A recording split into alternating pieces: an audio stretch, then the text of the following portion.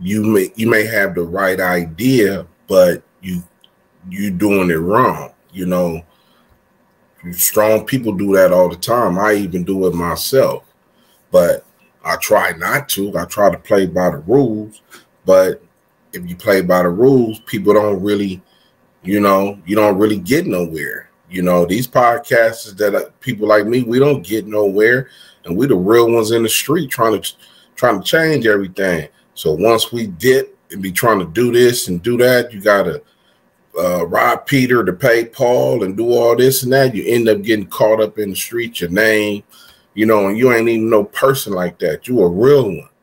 You balancing the hood and you balancing this, you balancing that. You trying to make everything come together for the hood. And you doing this. You ain't no snitch. You ain't no buster. You a real one. You a G homie.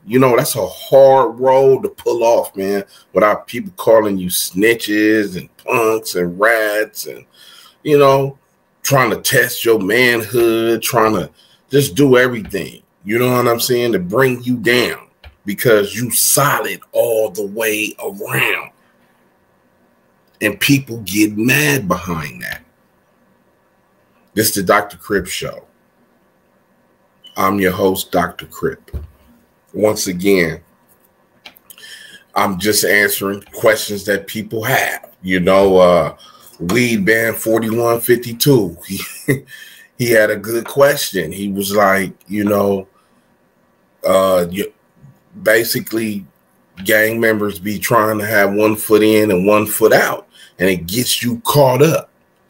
Yeah, it do. Some people get caught up with labels. Some, like me, you get shot, 6 times for what? Because this person's scared of you, or you don't know what the reason is.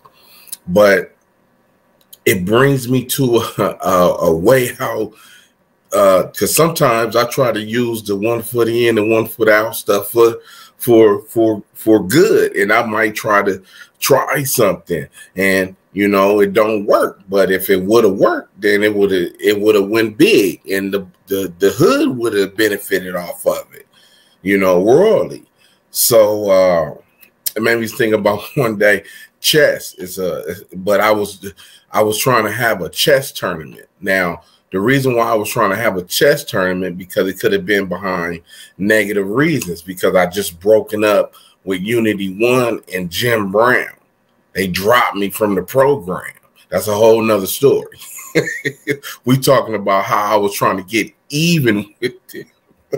Because they don't have no Crip. They ain't never dealt with no person like me and my situation.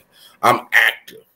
You feel me? Very active. And they didn't know how to really deal with nobody like me, because the little money they was offering, I turned it down, even though I should have took it. Looking back, you big dummy, you should have took that money that they was offering you, But I was looking at it for what it was going to do. They wanted me to go work in the county jail, to go speak and do everything in the county jail, and you get a set pay for that. And I was like, that's not enough money for somebody like me, West Side, Huster Nut, Rich Rollin, Huster Car, in jail, talking to an inmate that's from my hood or the Rolling Car. Man, are you crazy? Don't you know they gonna make me go in my butt and pull out some dope or something? Anything. I don't know if you've been to the county jail selling crack or not, but I have 22 times. It's on my record. So, that's what I do when I'm in jail, So I turned it down, so they cut me loose. So now I'm trying to figure out something, trying to do something, trying to think of something for them. Like, man, y'all need me. You know what I'm saying? I'm going to show y'all need me. I understand. I didn't understand then, but I understand now. Like, oh, you sharp. I'm very sharp. I know how to come up with cultural ideas that's never been done before for Crips, Bloods, or whoever. Stuff that I wanted to do still ain't never seen in videos to this day. They had to make money for these young rappers, but I don't want to help perpetuate that no more. Now, if you want to give me some money for it, then to help me in my cause, then I could tell you some ideas to do for a video that's never been done before, and some stuff just in gang banging in general that's never been done before. That's the level that I'm on. But so Unity One, Jim and them, they cut me from the pro. They like, since you don't want to go talk to jail, talk to the, you know what I'm saying? We cutting you loose. So I'm sitting back and I'm like, man, how can I need to get at these dudes, to show these dudes that I'm really the man, you know, like y'all need me, you know? So I'm trying to think. So I'm like, what do they have in common? You know, what is it that that makes them think? You know, Jim Brown. I'm not even thinking this is the Hall of Famer, Jim Brown, the great. He just another nigga to me at this time. That nigga, I need to show you need me. Are you crazy? Jim, you need, no, man. You go with the program. But I'm a rebellious at this time. So it hit me. Chess. Bo. Avid chess player. Jim. Avid chess player. Chess is a game of wisdom and patience and understanding. And I do stuff like that, but I don't execute it properly. My homie from Six Deuce, my homie TC from Six Deuce, he said, "No, you really need to learn how to play chess, man, because you'll be really good at it." And I was like, man, I'm just thinking about this because I'm trying to figure out these dudes. I'm trying to get back in these dudes, and it's going to be something they love. So I sit there, and I come up with the idea of the first chess tournament for Crips and Bloods. How interesting. It's never been done before. So I'm like, yeah, this is what I'm going to do.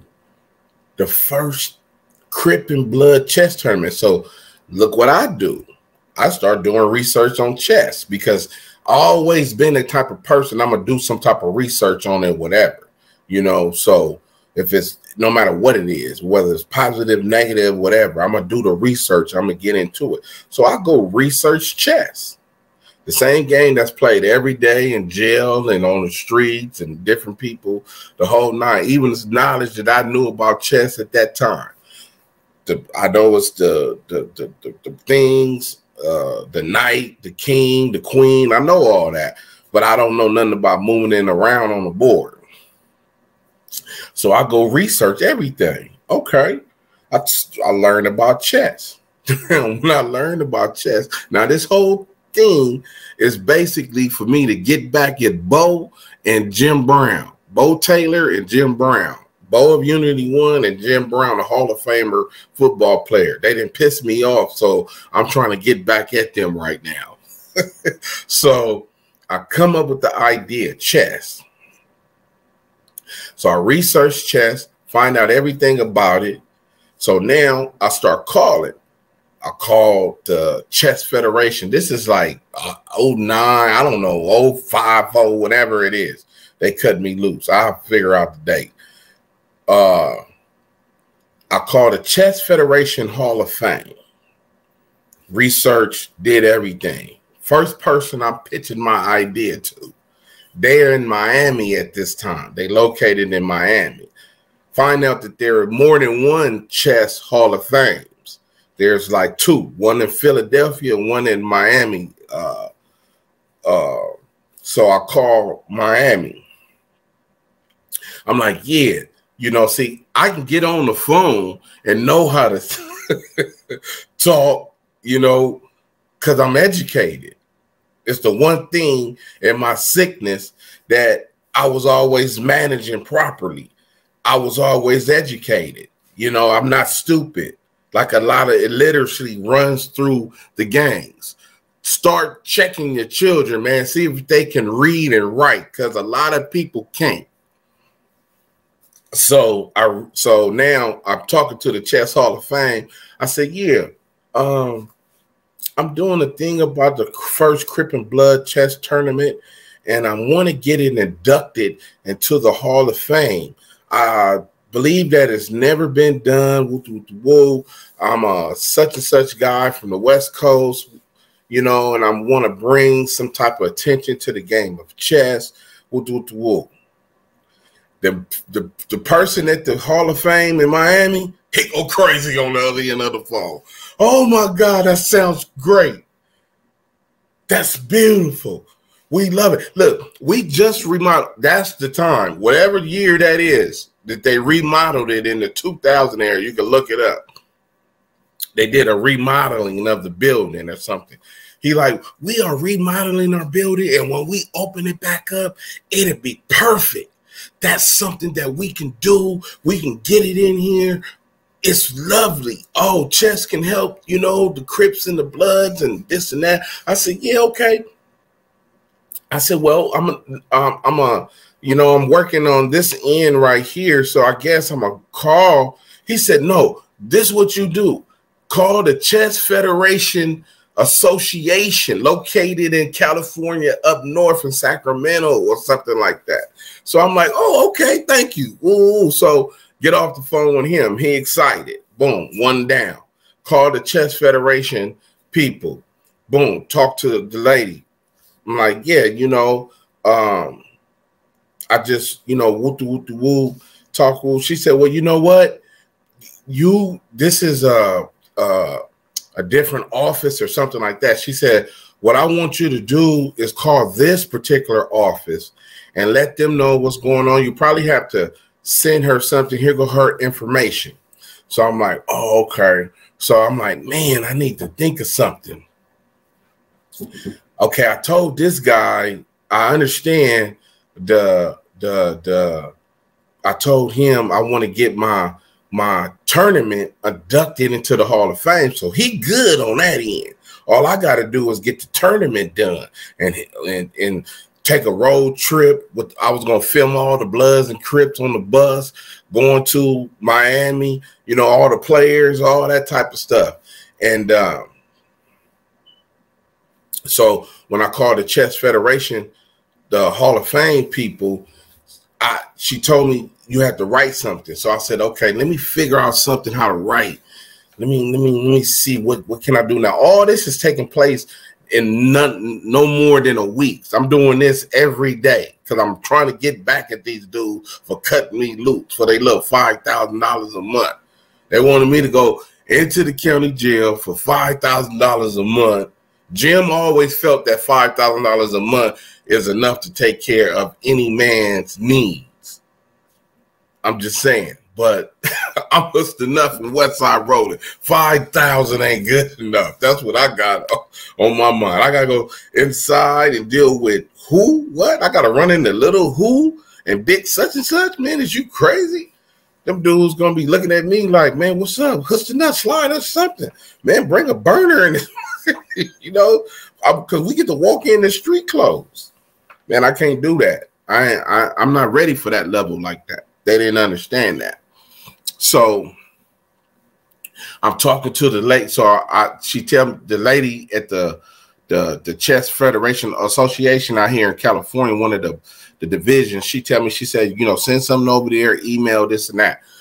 So I'm like, okay, so now I got to think of a story or something.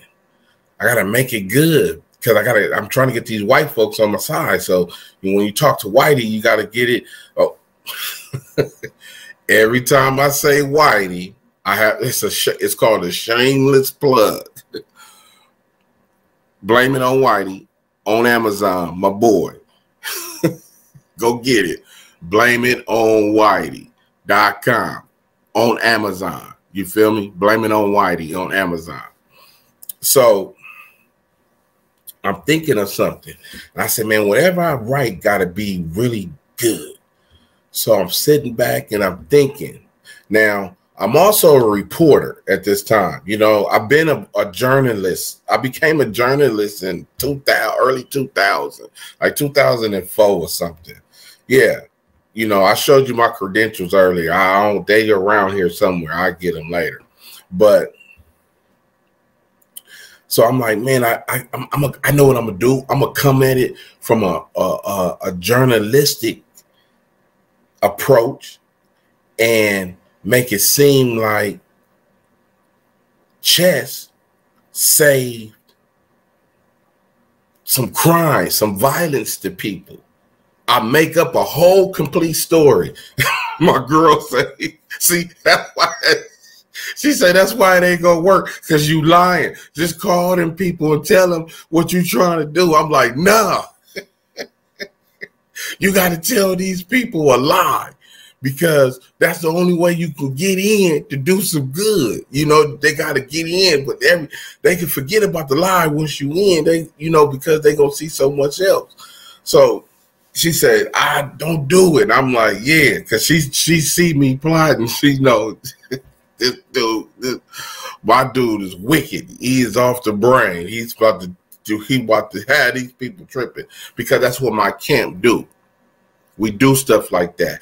We send letters to whoever, and once reading our letter, you might start crying. Yeah, I did it to the mayor. 2022, man. Yeah, I'm gonna show you the letter later on Trip. So I think of the story. The story goes, I'm a reporter. I'm out one night. I'm a street reporter, urban reporter in the inner city. So I'm out one night, and I'm at a liquor store with an adjoining gas station that got a fence that's separated. You know, when I take the pictures and everything, you know, basically it's Century and Western. You know how the gas station, you know, is connected, is all connected right there, kind of like. Only thing that's separated is a gate, but got a big hole in the gate. You know, gang members put holes, doing all type of stuff so they can run through. So I'm at this liquor store one night, drinking a Yoo-Hoo or V8, and I noticed a young woman and with some kids in the car pull up at the gas station at one of the pumps. And, you know, she's getting everything together, you know, trying to get her gas. And then I noticed another car pull in, you know, a car full of, you know, what is obviously is gang members. And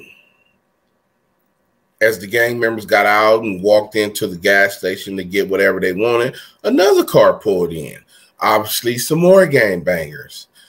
And I also noticed that some of these gang members were wearing red, and the other gang members that pulled up were wearing blue. So I'm thinking to myself, this is an ugly situation. Now, as a reporter, it is my duty to sit and watch what happens to give you the best story that I am making up. So I watched as the two gang members got close. One, as the other car pulled up, the other gang members who went in the store inside the gas station, they're coming out now. Now, this is what is called on site, which means that there's no talking. When you hear somebody say, hey, cuz it's on site with them fools when we see them, that means that there is no talking.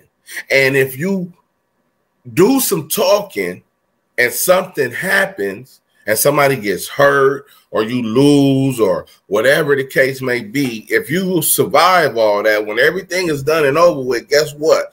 You're going to get DP'd, because the first thing that somebody like me is going to say is that, hey, nigga, I thought it wasn't supposed to be no talking. Yeah, it's a rule. Now, I didn't make that rule up from now on. I made a lot of rules up. I didn't make that rule up. That rule was made up of a board, but I'm part of that board. Believe that. So they're on the no talking thing, meaning that it's on. And as a reporter, I'm watching now, and I'm seeing that this is really about to go down. And this lady does not know she is in the middle of it and does not realize with her kids in the car that it may be gunplay, because I see people reaching under their shirts. I actually see a guy pull out a gun. And as everything is happening, I guess the guy from the Red, from the Bloods, and the guy from the Crip, they both were leading, you know, they were leading the pack of the people that they were with. So as they talking, like, what's up, homie? Like, what's happening? Like, yeah, all right. Like, yeah, woo, woo. You know, they talking because they're a little bit older. So, like, yeah, you know, but something happened in them talking. It's like it was a connection that came about that they didn't know, nobody knew. Only thing everybody knew was that it's about to be some shooting in the next 10, 15 seconds. So as the two guys are talking, this is what I wrote in the side, the letter that I sent to the Chess Federation Association. I said, as a reporter, I'm noticing, I'm just watching and observing, and I see the two guys, they're talking to each other, and they're not really reacting to each other as with the gang terminology, with the body language, but they more like, I know you. It's more of a I know you type of deal instead of a negative atmosphere. It's more of a acquisitive, you know, atmosphere. So the two guys, they said, "What's your name?" And the other guy say, "My name is such and such." And the other guy say, "I'm such and such from Whoop-de-Whoop." And and the other guy say, "I'm such and such from Whoop-de-Whoop." You know, one say cuz, one say blood. So now one of the guys asks another, he say, because they walking, because they separating, they talking, they separating because they got to pull the guns out because they homies are still holding the guns. Like, it ain't cool yet, you know? So the guy say, "Hey man, what prison you was in?" And the guy said, "Well, I was in such and such prison." And then the other guy, both the cuz and the blood, say, "I was in that prison too." Said, "When you was in that prison?" "I was in that prison, whoop-de-whoop, such and such years."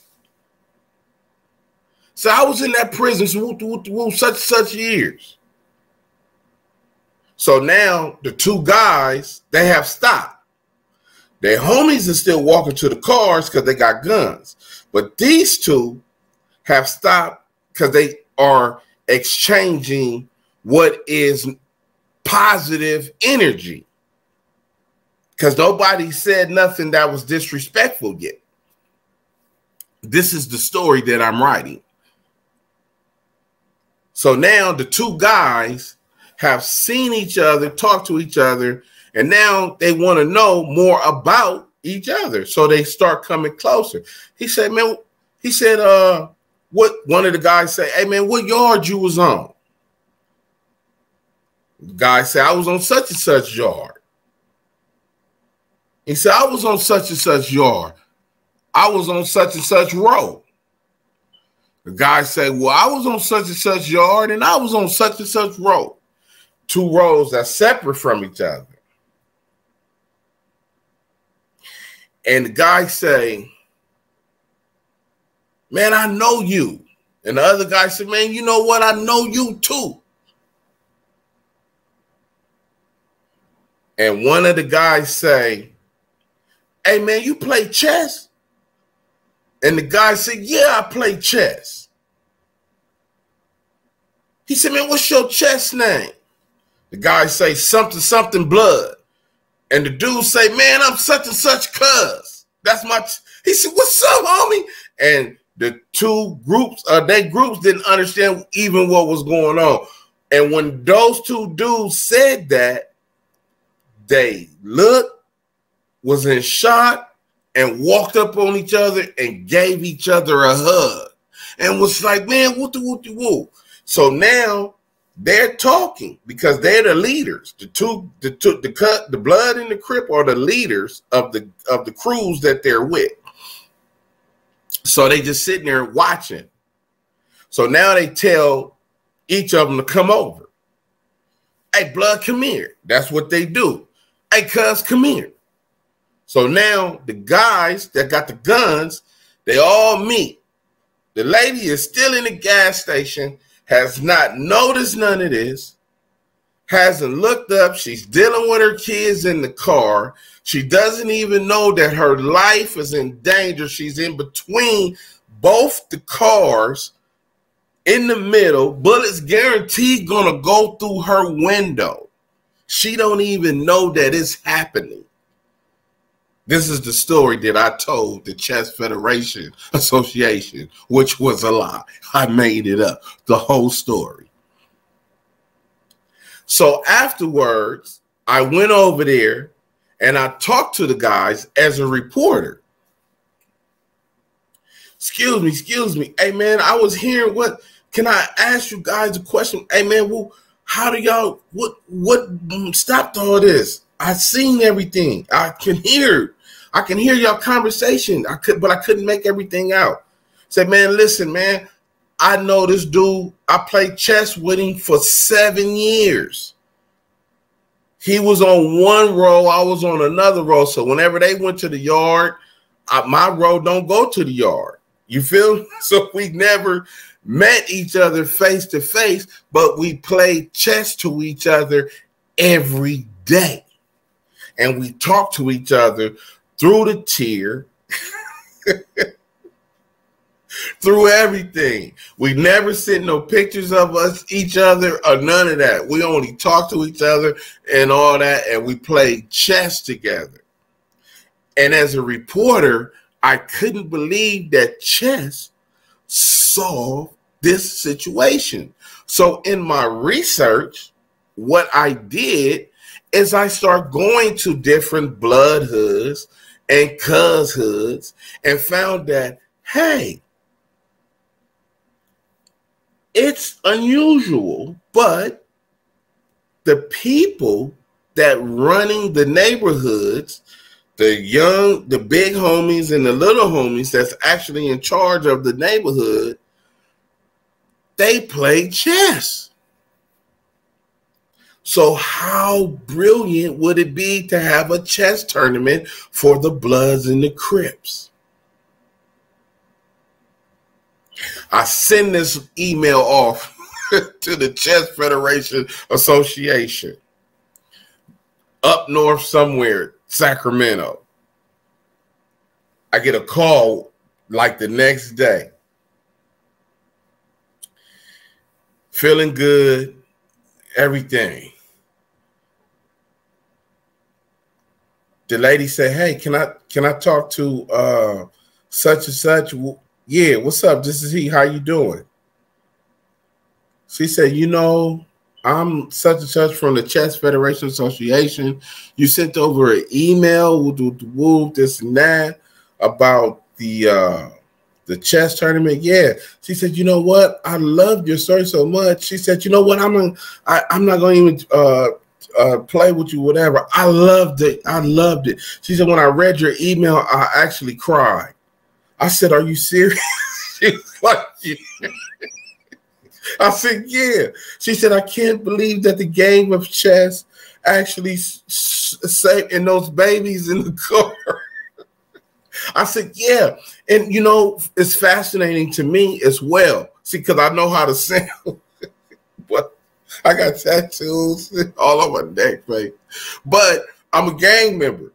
But they don't know it on this other phone. So my girl already told me, she said, something ain't gonna work. It ain't gonna work. She heard the conversation with the lady. She was like, something ain't right.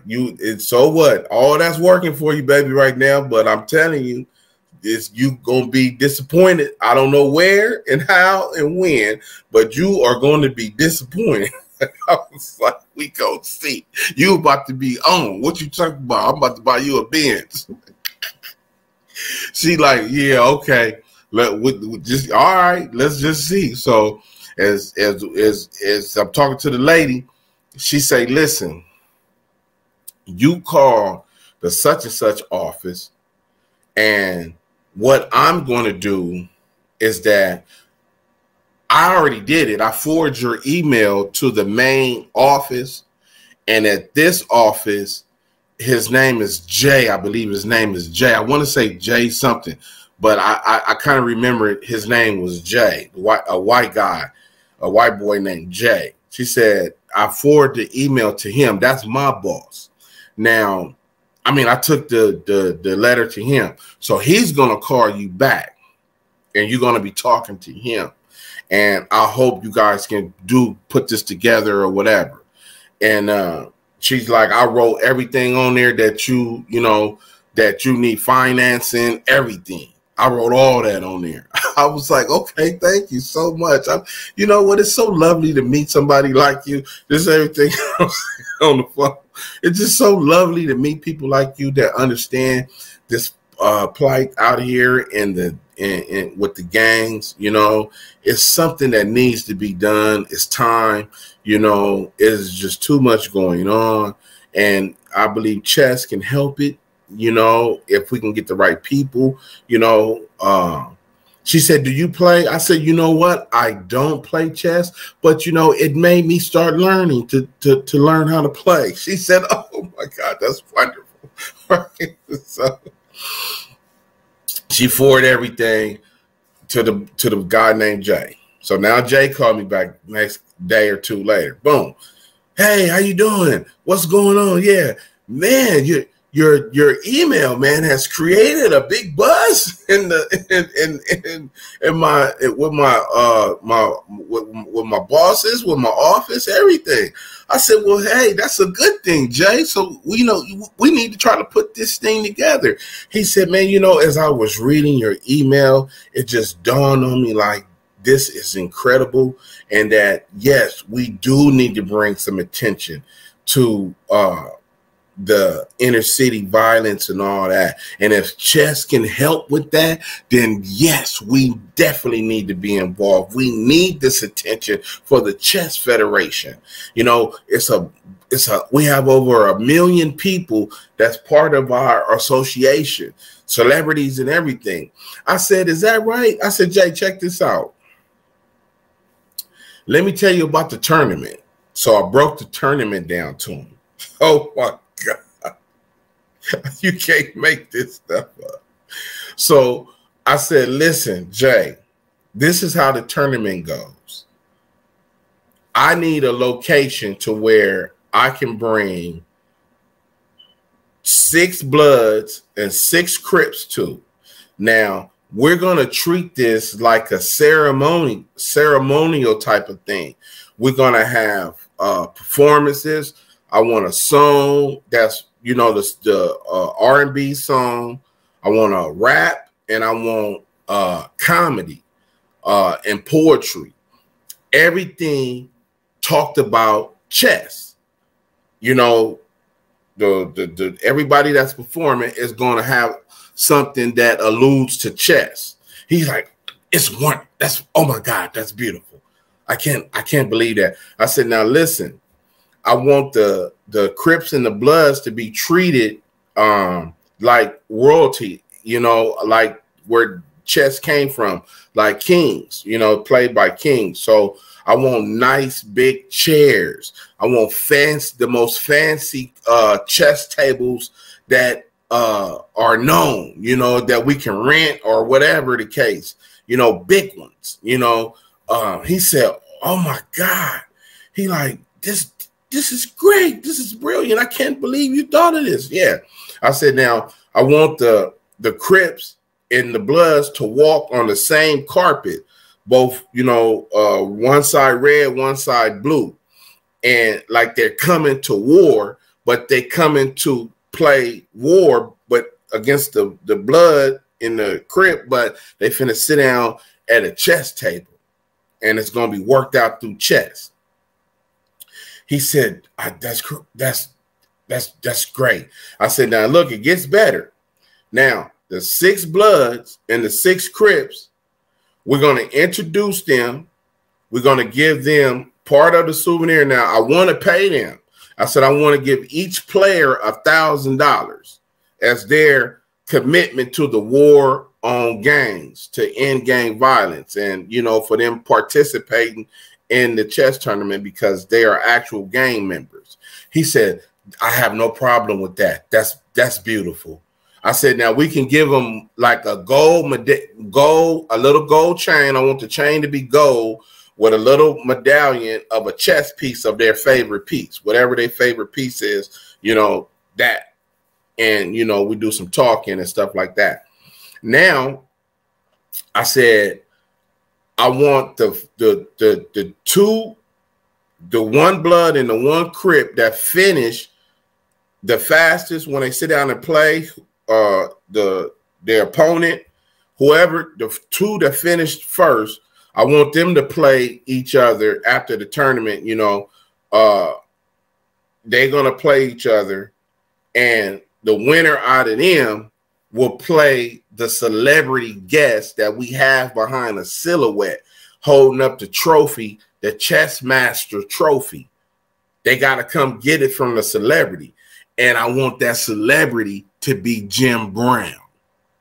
He said, oh my God. This is all a lie that I have fabricated because they cut me loose. So I'm trying to get back, and I done brought the whole Chess Federation into the picture, man. I'm out of control like that, but it's for a good cause. It's really, if y'all can really make this happen, it's really going to be something that you've never seen before. I said, man, I'm going to have a host that's going to be walking around the tables that look, Little Blue is having trouble with his rook. If Big Red takes his rook, it might be over for Little Blue. You feel me? This is what's going on. Before the tournament started, just like you watch an NBA game, they do all that, NFL, the same thing. Before all that, I was going to show a 2-minute clip of the movie Hoodlum. If you don't know about the movie Hoodlum, go watch it. When Lawrence Fishburne, Bumpy, when he killed the police in the room, he caught the he caught the other dude, the black dude that was working for Dutch, Clarence the Third. I forgot who his what his character name was, but he caught him on the stairwell, and he said, "Did you touch my cousin?" He said, "Man, I didn't touch your cousin." So he let him live. He said, "You owe me one." Now, at that moment, guess what the next scene is? Lawrence Fishburne had to put it together. So he sent the message. He sent word to old boy, and guess what they did? They met, and when he came, they met each other. They were sitting at a chess table. It's chess, not checkers, man. And they did the whole little scene with the, you know, the top camera coming down, looking down. I never forget that. It's my favorite part of the movie, and I don't play chess. So I said, I'm going to show that 2-minute clip before the movie starts. And we're going to do an introduction of the players. And this is how the players is going to choose how each other play. So player 1 is a blood on that side. Player 1 is a Crip on that side. Okay. This, you ask a chess question. If my rook is L7 and my king is, you know, R3, you know, what is the best move? A, B, or C? You feel me? And whoever answered that question correctly gets to pick whatever table they want to play at. Boom. Because there's 6 tables out there. Fabulous, beautiful table. Look, I found one that was crystal. Oh my God, with the chess pieces that were bomb crystal. Oh my God. You feel me? I was going to let the homies walk on the red carpet and the blue carpet. I was going to get any kind of car. I was going to rent any kind of car they wanted. So if little badass pull up, I mean, if little badass want to play chess, he say, "No, listen, man, I want a blue Bentley." Okay, my budget, I'm finna go get you a blue Bentley. You ain't finna drive it around the streets. You gonna, for my camera purposes, I'm gonna show you pulling up. You can wear whatever you want to wear, khakis, a suit. Hey, blood, look, I need a red Versace suit, blood. Listen, I need to rent a red Versace suit, blood. You know, with the red derby. Whatever you want, whatever's your intro is how, and when you seen it, it was gonna be one of the most fabulous things you have ever seen. So I'm talking to this guy, Jay, over and over. He's just gone about it. He said, man, listen, I have a friend at USC. You think USC would be a good place? Jay, USC would be the greatest place. Let's do it. He said, man, we need to meet. This is after about 3 or 4 days, a week or so. I've been talking to him on the phone. He said, man, I'm going to have to come down there. I need to meet you. Like, okay, for sure. We can meet. I met him at the pasta place on Fig, you know, across the street from the hamburger spot. You know what I'm talking about. And when we met, he walked in. Soon as he looked at me, you could tell, I could see it. He was like, he didn't have, he didn't have it that he was finna be talking to somebody with shit all on their face, on their neck, tattoos everywhere. He didn't have it. And I could tell. And I'm like, when you just know when you walk in, like, I didn't get that job because they don't even like blacks, man. I can tell. He don't even, that dude. You feel me? He just went through the meeting. He sat there. We ate. You feel me? We talked about how big it was. We walked to the car, and I could just look at him and how he just kept that role playing. And I was just like, okay, Jay, well, call me, man, and let's get this done. And he had told me over the phone before he came down there, man, I got some great news. My partner at USC say, if we could do it at this time instead of your time period, and we can do it during this time period, I can make it happen. So I had USC. Man, you can't make this stuff up. And when I came back from the pasta place, when I came back from the meeting, I was just devastated, like, man, I can't. And I told my girl, she said, I told you because you told a lie. It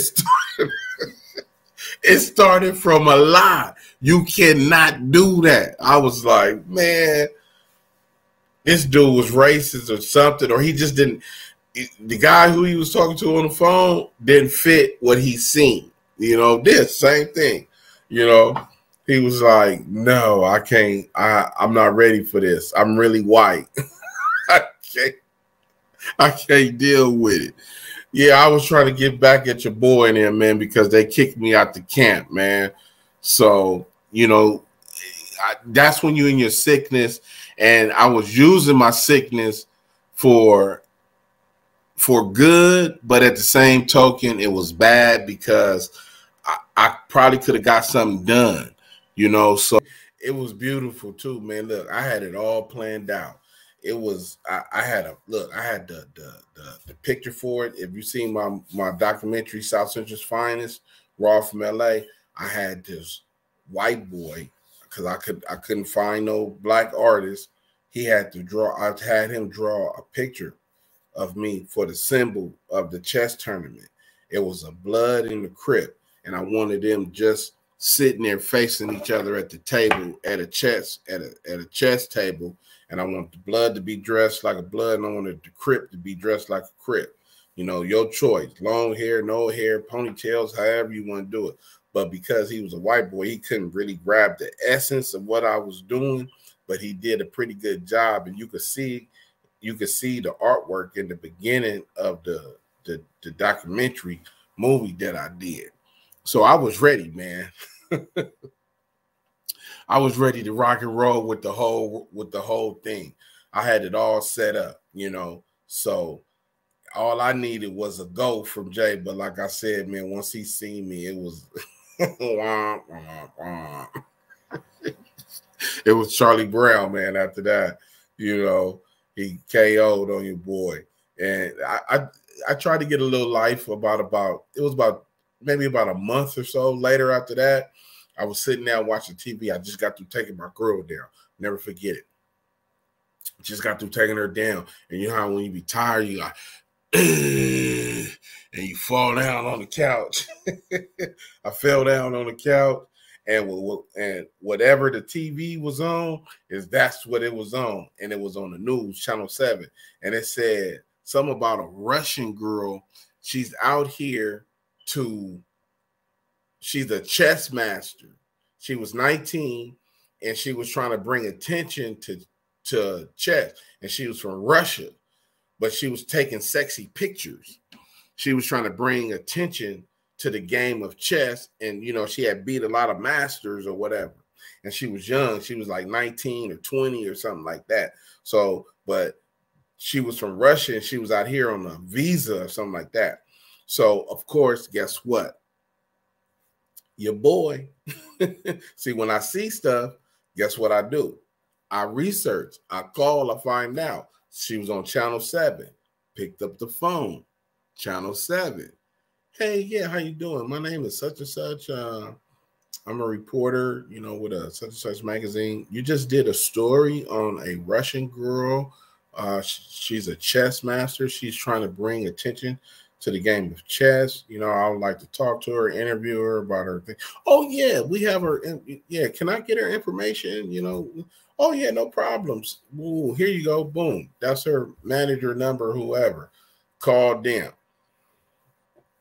My girl come, she like, who you calling? I said, that girl that was just on TV playing chess. She like, you still on that? You didn't mess that up.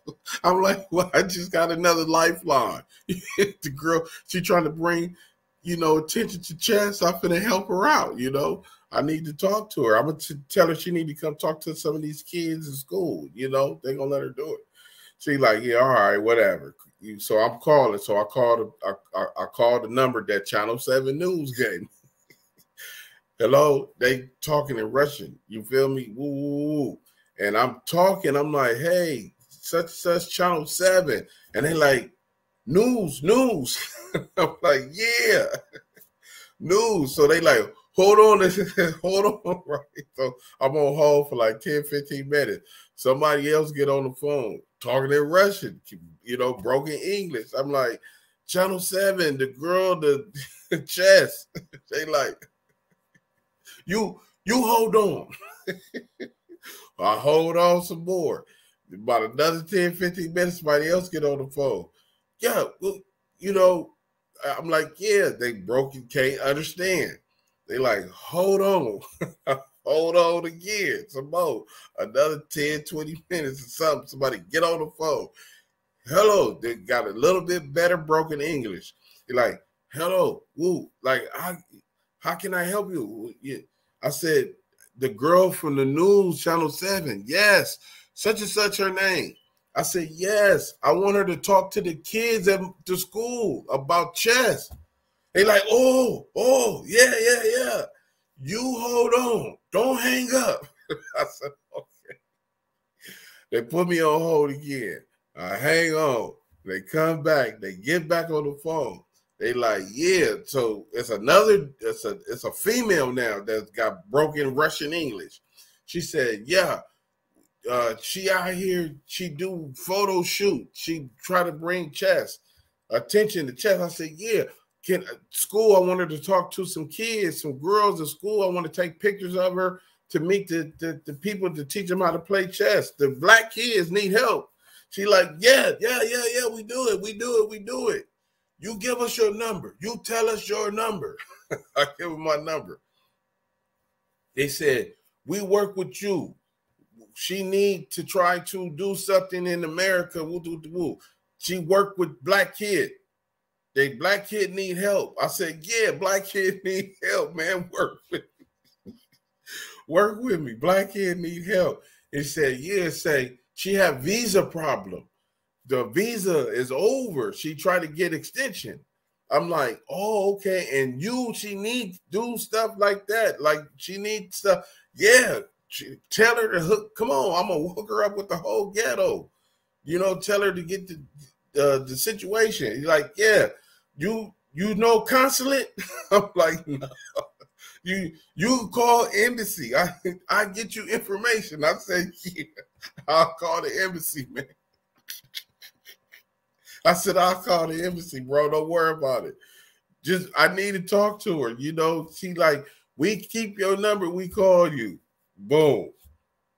Nothing ever happened because I guess she couldn't get the visa extension or something. They never called me back. It did. It died down. It went to flames. But I'm just saying, man, keep your head up. This is Dr. Crip. See, that's what I'm saying. You can't be worried about trying, you got to stay focused, man. See, that's when I was in my sickness. I was trying to use it for good, but, I was doing a negative thing. My girl said, she like, don't tell no lie. I was like, but it's just a little white lie. We need to do that sometimes to get the money.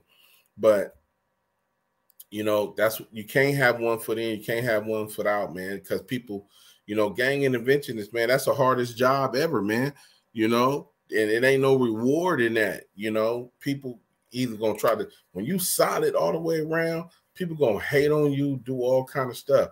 People ain't going to want you to succeed because you get too big. People going to try to tear you down. They're going to try to smut your name out, because you know how to get stuff done. That's why they do everything that's going on, what you see, but ain't nobody really helping the streets out. The streets not benefiting off none of that. So we need to do stuff that help benefit the streets, man. I'm going to try to do something for some gang interventionists, man. I need to talk to the mayor. Yeah, I could do that. Yeah, what you talking about? Yeah, trust me. I sent a letter over there, partner. I'm gonna get a response. I ain't worried about it. It's just with the goofies who I got to deal with. Like, look, man, we got gang interventions over a 30-year period, man, that then gave their life and soul. Ain't, Vicky Lindsay, Cedar Oak from Harlem, Puppet, West Boulevard, you know what I'm saying? Come on, man. Mansfield, Puppet from Mansfield, it's a whole bunch of people out here, man, that didn't die. Biggie from Swan, the Swans, man, it's a whole lot of people that gave their life for this gang intervention, trying to make stuff right and don't got nothing to show for it. We need some type of center, man. We need to get some type of city where they can give us some type of location, like a prayer center or something, man. Where we can just, our pictures is on the wall. Everybody, Mama Hill, anybody, that's still alive or passed or whatever, they got their names on the wall where we can go, like me, if I got chipped, I'm dead in the park, that's it, it's over with. Where my family gonna go? To the graveyard to see me. Okay, yeah, man, but go to somewhere else where he was doing something. Yes, we can go over here and we can set his picture right there. They got, little stuff he did. We need something like that out here, man. Don't give us nothing, but just trying to tear us down. Ain't nobody trying to help this. That's why we need shows like this here, man.